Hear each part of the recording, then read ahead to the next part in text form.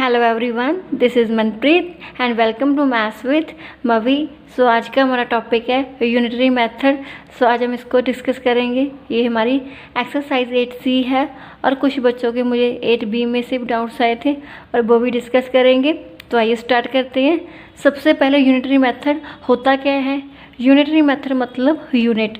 सो हमने कितने भी नंबर्स का फाइंड करना होगा तो सबसे पहले हम यहाँ पे एक यूनिट का फाइंड करेंगे, उसके बाद हम रिक्वायर्ड नंबर का फाइंड करेंगे। तो कैसे, आइए देखते हैं। फर्स्ट क्वेश्चन है हमारे पास 12 bags of wheat weigh 90 kg, how much will 20 bags weigh. So आपको यहाँ पे यही फाइंड करना है कि अगर 12 बैग्स का आपको वेट गिवन है 90 kg, सो 20 बैग्स का कितना होगा। मीन्स आपको फाइंड करना है 20 बैग्स का। सो सबसे पहले आप क्या करोगे, 1 का फाइंड करोगे। So 12 bags wait equals to 90 kg। तो पहले आप एक बैग का फाइंड कर लोगे। सो एक बैग का आपके पास कितना होगा, 90/12। ठीक है। सो जब भी आप 1 का फाइंड करोगे, आपको पता है कि हम क्या करते हैं, डिवाइड करते हैं। सो आप 12 के साथ क्या करोगे, डिवाइड करोगे। उसके बाद आपको 20 का फाइंड करना है। सो यहाँ पे आप 20 बैग्स का फाइंड करोगे। सो अभी आपके पास ये 1 बैग का आ गया था, तो उससे आपने 20 तक जाना है। तो क्या करोगे, 20 के साथ मल्टीप्लाई। सो 90/12 मल्टीप्लाई 20। ठीक है। तो हम इसको सॉल्व कर लेते हैं। 4 के टेबल पे कट कर देते हैं। ये यहाँ पे आया 5 और यहाँ पे आया 3 और 3 3 9। सो यहाँ पे आ गया ये 5 3 150 kg। सो हमारे पास ये 20 बैग्स का वेट था, वो कितना आया, 150। So 20 bags wait equals to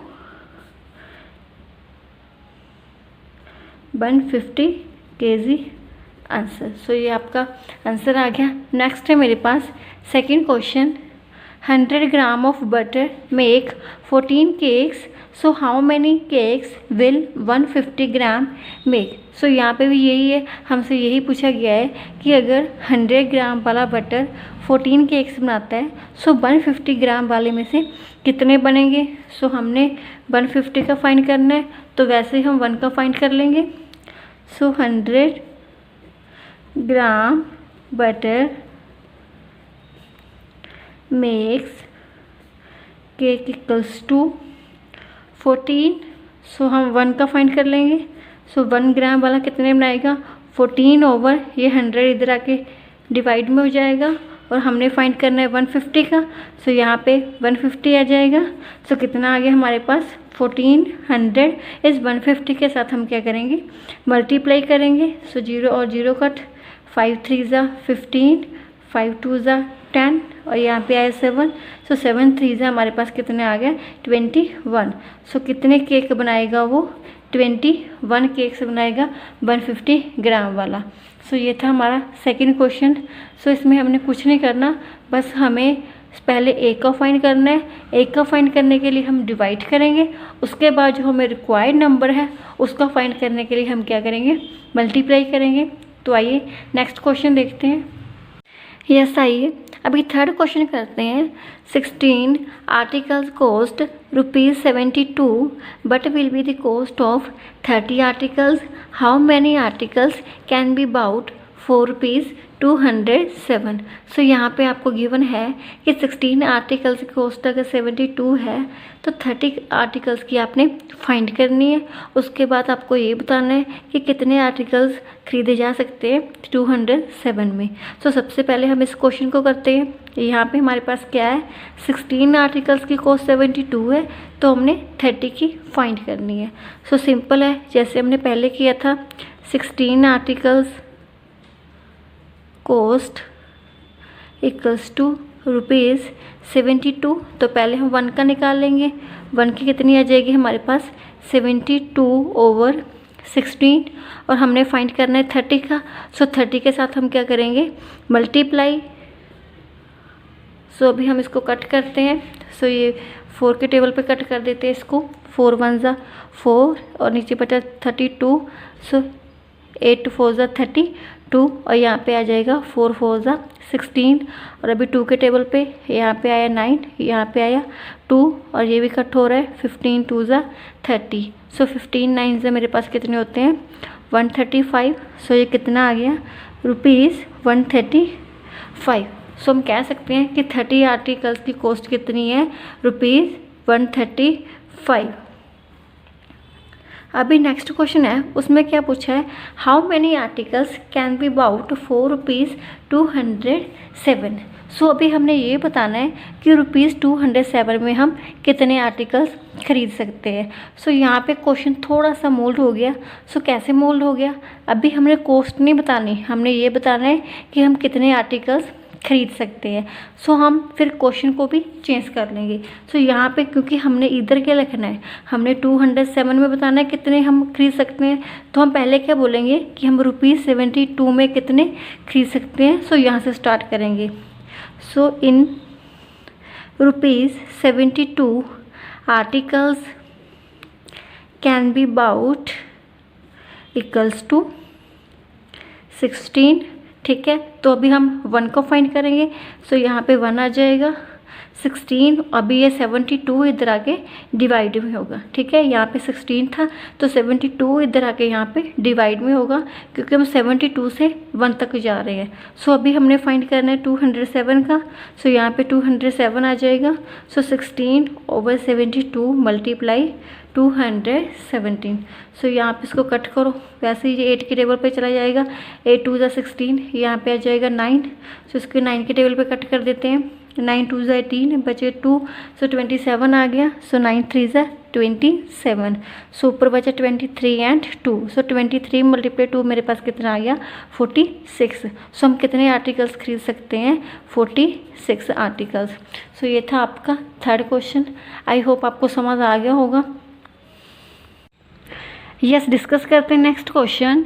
22.5 metre of cloth cost ₹1350। What is the cost of 6 3/4 metre of cloth.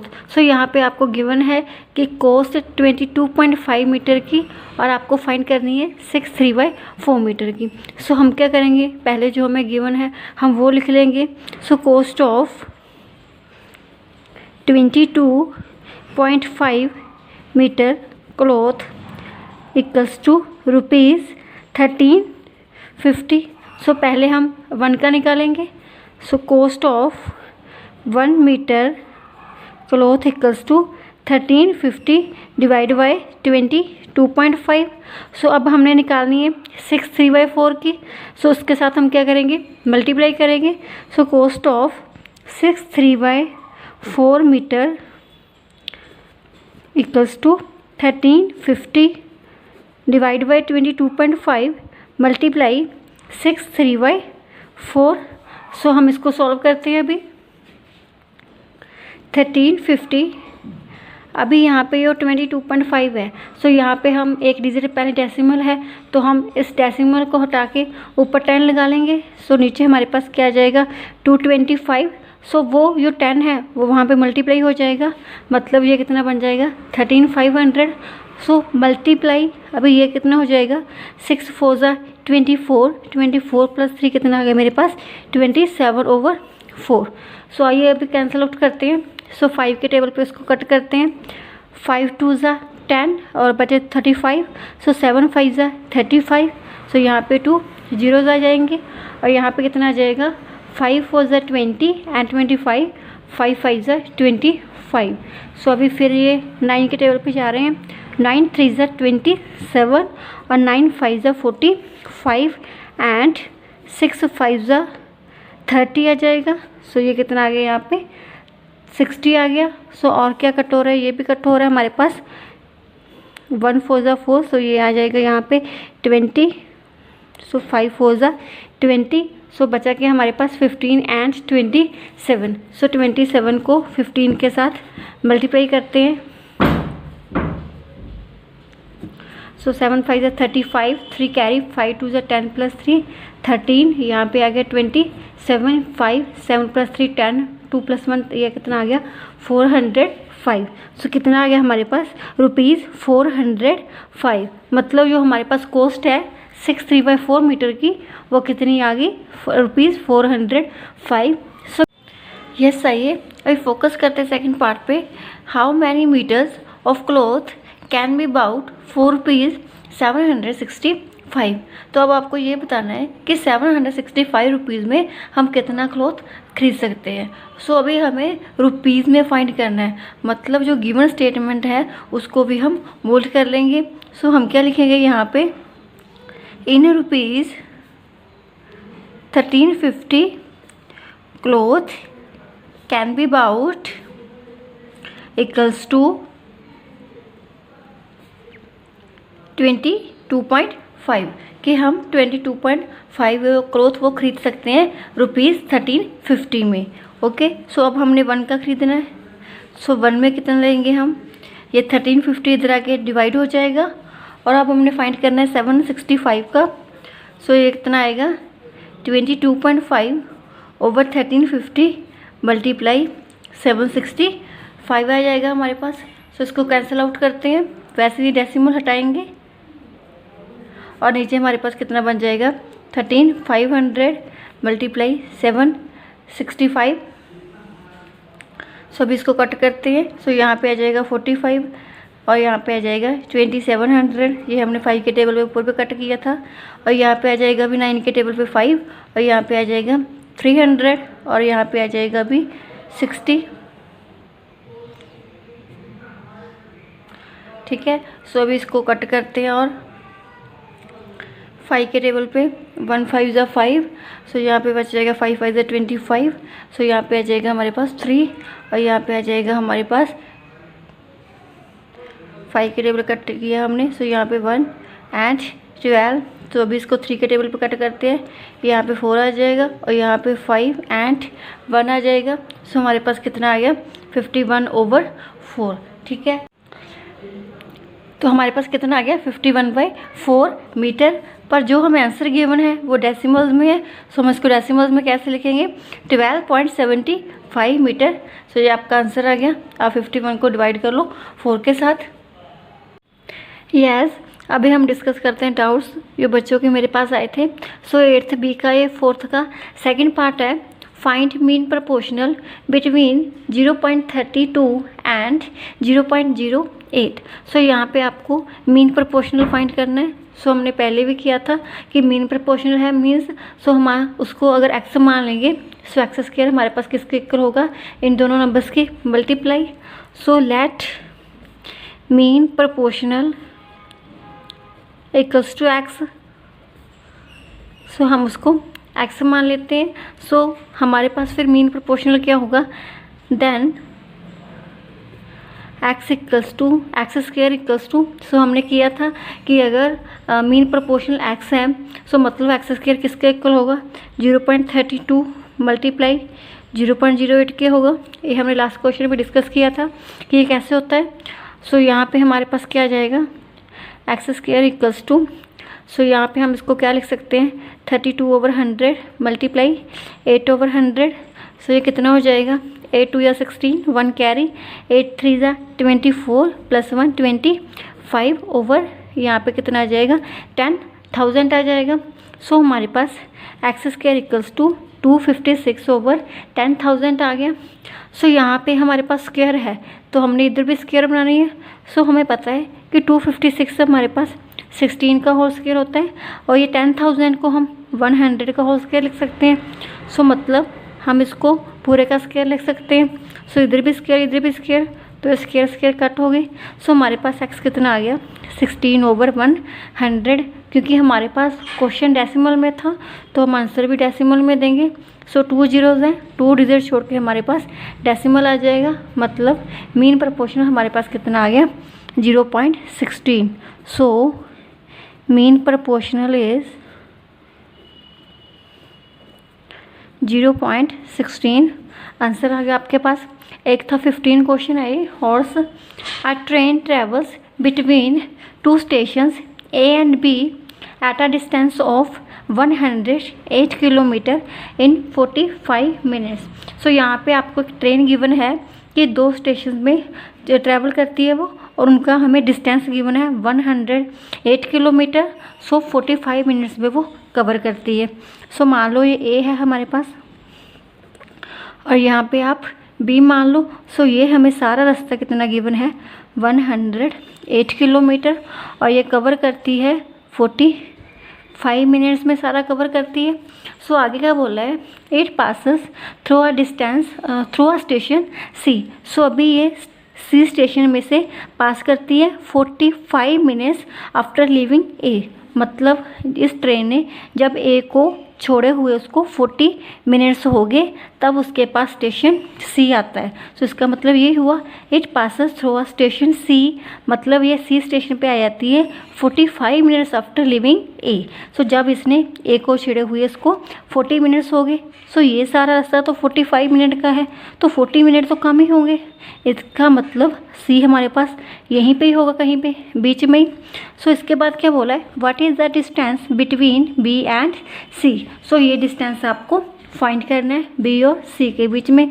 सो हमें सारा गिवन है डिस्टेंस और 45 मिनट में वो कवर करती है। सो अगर सारा 45 मिनट में कवर करती है और ये रास्ता हमें पता है कि ये कितना है 40 मिनट्स है।